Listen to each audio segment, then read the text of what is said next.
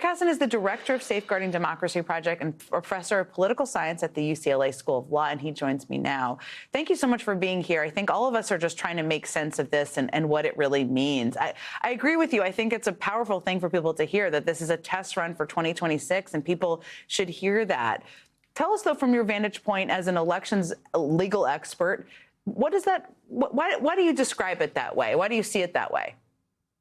Sure. Well, it is unusual for the Department of Justice to send in monitors. We should talk about when it started. It started back in the 1960s, back when southern states were depriving black voters of the ability to vote. You had to send in federal registrars to register voters, monitors to make sure that polls were being open. And, the whole idea was to ensure free and fair elections. Well, so far as I know, there's no problem in those counties that you identified with free and fair elections. And so the question is, what are these federal monitors going to be looking for? It seems like they're going there at the supposed invitation of the state Republican parties claiming irregularities. I'm worried either that there might be an attempt at intimidation, or more likely, this is part of a long-standing Republican playbook to threaten sending election monitors, election challengers, election observers into polling places, perhaps to try to deter those voters from showing up. And if these are going to be the places where there are going to be competitive congressional races in 2026, they might want to see how things go first in 2025 in an off-year election before they expand what they might do perhaps in areas around the country where there are going to be competitive congressional elections.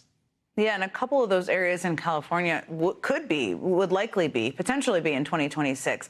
I wanted to ask you about this one area of New Jersey, because I'm betting, and I always like to pre-butt explanations, so the justification from DOJ, to the degree they answer questions about it, will be, that they will make it about this 2020 investigation that was launched by the then state attorney general involving multiple Patterson City Council members, which resulted in charges being filed. I would guess that that's going to be their explanation for why they need election monitors there. But what do you think about them going to that county specifically, and what could be how they will justify it, or is there justification for it at all?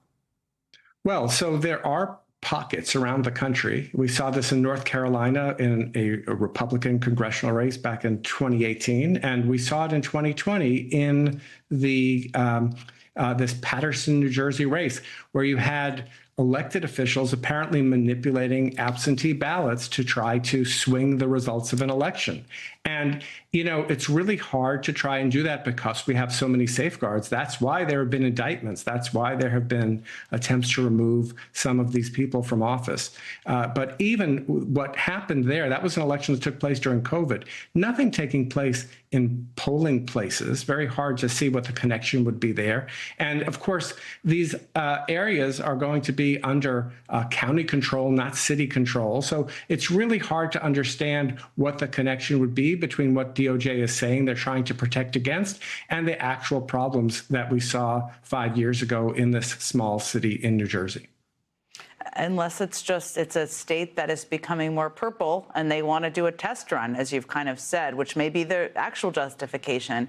I wanted to ask you while I have you, I was just talking with my last guest, James Carville, just about some of the comments of Steve Bannon and the political, how seriously we should take it, declaring, of course, that Trump is going to run in 2028, and they somehow have multiple plans for how they're going to skirt around the 22nd Amendment. I wanted to first get your thoughts about it, but also help explain to our viewers who are kind of freaked out when they hear that, how states and the courts can make sure the law is upheld if they attempt to do this.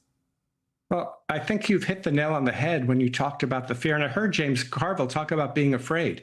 Remember who Steve Bannon is. He's the guy who said we have to flood the zone with shit. We need to make liberals' heads explode. That's exactly what he's trying to do. I mean, this is getting coverage on cable news and elsewhere because it's scary, the thought that Trump might try to get around the Constitution through some convoluted scheme, maybe where J.D. Vance runs for president and Trump runs as vice president, then J.D. Vance resigns, or the Supreme Court totally ignores the language of the 22nd Amendment, and an 83-year-old person who is very low in popularity is actually going to run for president and successfully run? And is he going to run against Barack Obama, who then also be able to get a third term? I'm much more concerned about the security and fairness of the elections in 2026 than I am about a potential Trump third term in 2028. That's a very important reminder. There are a lot of elections before then. We never want to kind of overstate or scare people, but given the context of all of this, I just wanted to ask you about it, and obviously my last guest about it. Rick Hasen, thank you so much for being here and helping make sense of everything we're seeing out there. I really appreciate it. My pleasure.